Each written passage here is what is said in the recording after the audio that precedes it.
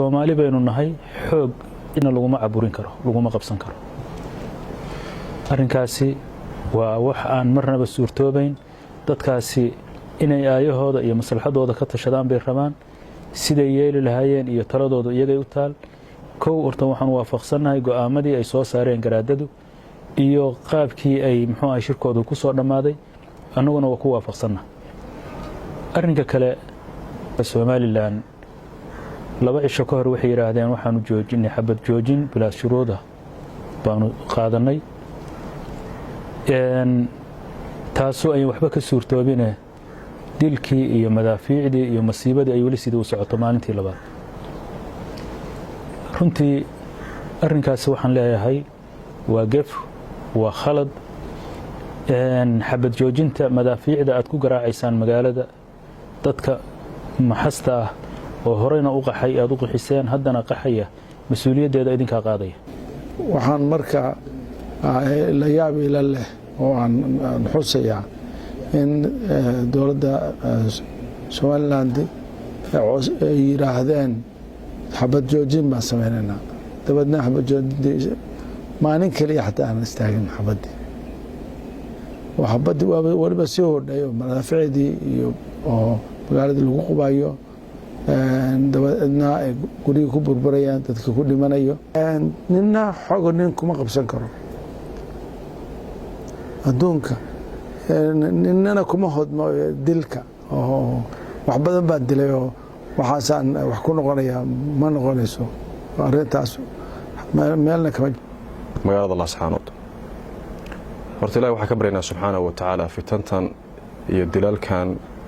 iyo barakacan ka socda inuu Ilaahay subxaanahu wa ta'aala inaga dajiyo runtii waa arrin murugo leh oo qof kasta oo muslimana taabanaysa dhiig muslim oo daata waa arrin khatar oo la isku xisaabtami doono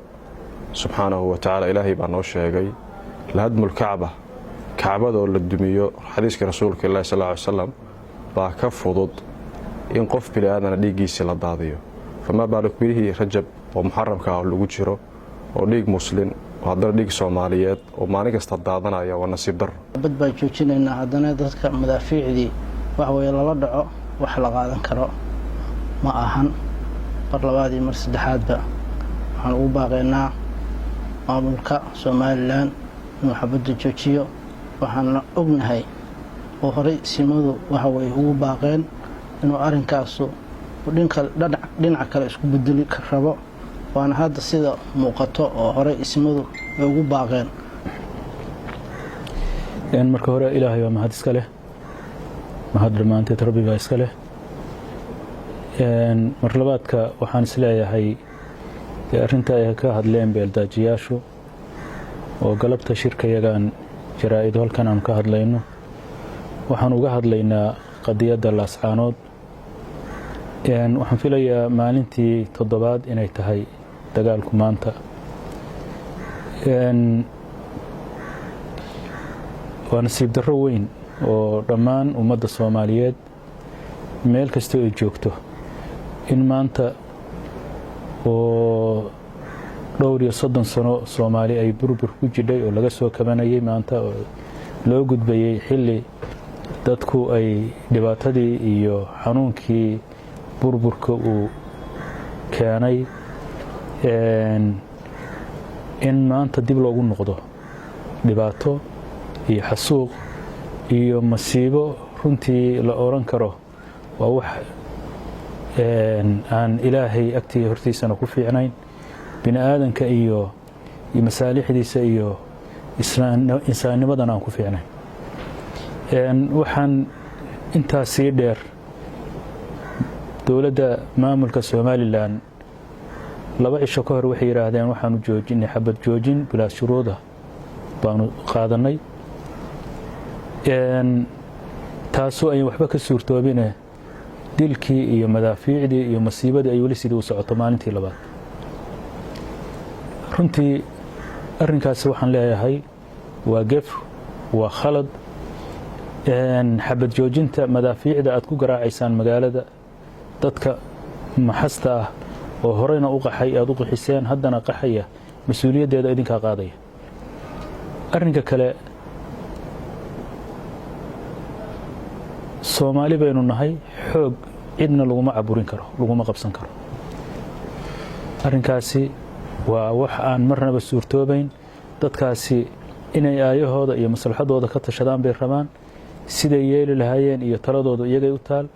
kow horta waxaan waafaqsannahay go'aamadii ay soo saareen garaadadu iyo qaabkii ay shirkoodu ku soo dhammaaday, annaguna waa ku waafaqsannahay. arrinka labaad waxa weeye xabad joojinta darafka kale ee Somaliland ay yiraahdeen bilaa shuruud baan ku joojinaynaa, inay si degdega u qaataan oo uga dhabeeyaan arrinka. waxaan beesha caalamka u sheegaynaa iyo ummadda Soomaaliyeed meel kasta ay joogto, meesha waxa ka dhacay iyo dhibaatada ka dhacday in loo soo diro dad xaqiiqo raadina oo arrinka baara dhibaatada meesha ka dhacday iyo xasuuqa iyo masiibada meesha ka dhacday. laanahu waa waxaan marnaba aan la ilaawi karin. waxaan leeyahay maamulka madaxweynaha ka yahay Muuse Biixi inuu arrinka wixii dhacay waa dhaceen, dhibaato dambe inaanay dhicin ay halkaa ay ku ekaato. الحمد لله رب العالمين والصلاة والسلام على رسول الله صلى الله عليه وسلم. qadiyadaas la saano iyo dagaalkaas horaya baan rabaa inaan kelmad ka iraahdo. waxa way marka hore Ilaahay baan ka baryaynaa inuu Ilaahay faraj khayr u bixiyo oo nabad ka islaaxiyo halkaas meeshaas dhibaatadu ka dhacayso oo dadka abriyaaga oo caruurta iyo dumarka u horeeyaan iyo odayaasha iyo dadka maatada dhibaatada ku gaaraysa iyo hooyada la burburinaya intaba. waxa way waxaan leeyahay insha Allah Ilaahay baan ka baryaynaa inuu faraj khayr qabo bixiyo oo nabad ka soo islaaxiyo. waxaan marka la yaab ila leh oo aan xusayaa in dowladda Somaliland ay yiraahdeen xabad joojin baan sameynaa, dabadna xabad joojin maalin kaliya xataa aan istaagin xabadii. وحبدي waliba sii hodhayo madaaficdii iyo oo magaalada lagu qubayo dabadna ay guriga ku burburayaan, dadka ku dhimanayo, inay dadka saa u galaan oo ciidamadooda ku fasaxaan xaq uma laha, waana xaq daro. yacni dhimashada dad islaama misna dad islaama oo islaynaya sharciga islaamka ahi wuxuu ka qabaa wax weyn. ninkii xaqdaro ku dila naf oo marka horeeto intaasoo arrimood baa la isla daba dhigay qur-aanka Ilaahay subxaanahu wa tacaala oo leeyahay ninkaas qofkii xaqdaro qof ku dila islaama jahannama oo asli ah Ilaahay waa lacnaday, cadaabo cadiim uu leeyahay. marka intaasoo dhan baa u sugnaanaya. adduunkana dee Ilaah baa xukuma, Ilaah baa dadka qarqaybinaya. adduunka maaragtay wuxuu dhib u geysto aakhiro iyadan laga sugin baa dulmigu adduunka la soo saaraa oo Ilaahay ka jaba keenaya. marka arrintaasna waxaan soo jeedinaynaa in si dhaba loo dhaqangeliyo arrinta lagu dhawaaqayo xabad joojinta, labada dhinac bay u joojiyaan. waxaan leenahay dad Soomaaliyeed tihiin, dad Islaamaad tihiin, dad haddar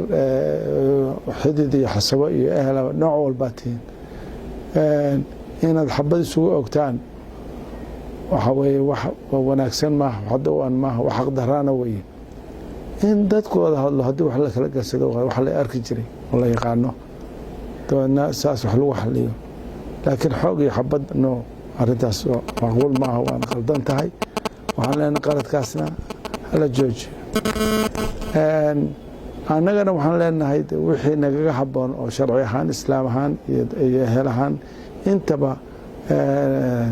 waxaan rabnaa inana barmarinay siday tahay aanu u samayno. ninka daalimkaha waxaa leeyahay in daa'ifataan min maqtatala faaslixu baynahuma fain baqad ixdaahuma cala al-ukhraa faqaatilu allatii tabqi xataa tafiya ilaa amri illah. markii dadku isku gardaroodaan, kii gardaran ayaa leeyahay la joojinaya, gardada jooji. loogu garqaybinaysa cadaaladda markaas hadduu diido waa laysugu tegaya sharciga islaamku saasuu qabaa maanta runtii marka haddeer waxa weeye dee lama garnaqsan xabad baa laisla dhacay waxa weeye hala garnaqsado ha laysu noqdo wixii dhacay oo dhibaato ah waa dhaceen intaa wixii ka dambaysa nabad ha lagu aslaaxo oo lagu dhameeyo insha allah baan naga qabnaa ninna xogo nin kuma qabsan karo adduunka ninnana kuma hodmo dilka oo wax badan baan dilay oo waxaasaan wax ku noqonaya ma noqonayso arrintaas meelna kama jidho markay maxaa dagaal wiil baa ku dhintay wiil kuma dhasho dad si walbaba ehel baad u tihiin hadhowda waad ka qamuyoon doontaan oo ka murugood doontaan marka xaaladda tan la dhaafo oo muxuu ahaayey ay dhammaato kolley waa dhammaanaysaa insha allah sidaasaan kusoo gabagabaysanayaa waan ku baaqaynaa in xabadda la joojo ilaahay mahad iskale subxaana wa tacaala maanta halkan ugu kulmiyey mahadda eebbe ka sokow waxaan rabnaa dhowr kalmadood inaan ka idhaahdo ama aan ka dhahno arrinta haddan taagan ee dagaalka ka socda magaalada laascaanood horta ilahi waxaan ka baryaynaa subxaana wa tacaala fitantan iyo dilalkan iyo barakacan ka socda inuu ilaahay subxaana wa tacaala inaga dejiyo runtii waa arrin murugo leh oo qof kasta oo muslimana taabanaysa dhiig muslin oo daataa waa arrin khatara oo layskula xisaabtami doono subxaanahu wa tacaala ilaahay baa noo sheegay lahadmulkacba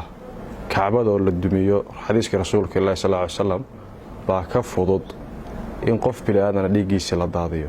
famaa baaluk bihii rajab oo muxaramka ah lagu jiro oo dhiig muslin oo haddana dhiig soomaaliyeed oo maalin kasta daadanaya waa nasiib darro taasi waa iga dardaaran qadiyadda labaad waxaa weeye dadka dhaawaca ee barakacaya in loo gurmado ganacsato ha ahaato isima ha ahaadaan siyaasiyiin ha ahaadaan meel kasta in looga kaco oo looga gurmado oo wixii la tari karo la taro waa iga dardaaran qadiyadda labaad fitanta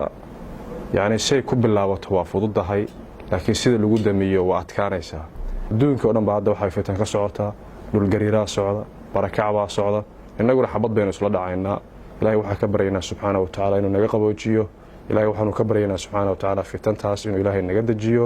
ilahay waxaanu ka baryaynaa dad muslimiina oo islaax bayna naas ka dhexeeyo inaynu noqonno waxaana loo baahan yahay muslimiintu hadday isqabtaan ama dadka walaalaha hadday isqabtaan